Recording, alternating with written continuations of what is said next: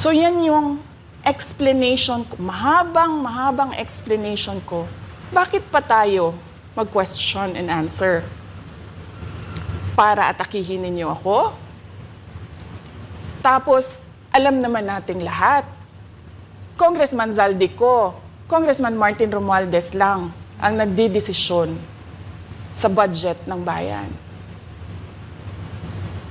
Madam Vice President, it seems na there's this great plan against you talaga to destroy you.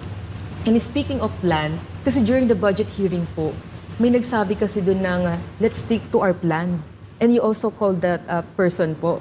Ano po, can you po share about this po? Ano ba tong plan talaga nila during this budget hearing? Oo.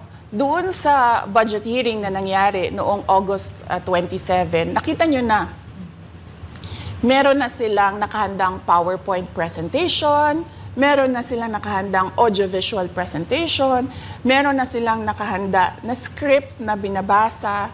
At yung isa pa nga na congresswoman na sabi niya, wala akong panahon.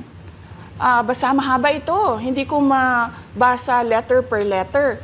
Pero kung makita mo, may nakahanda siya na mga sagot sa mga sinabi namin sa Commission on Audit. Legal points na sinabi namin sa Commission on Audit.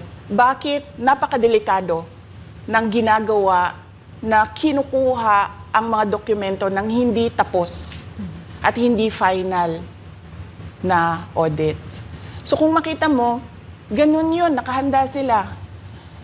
Makikita natin na let's stick to our plan, atakihin natin ito siya.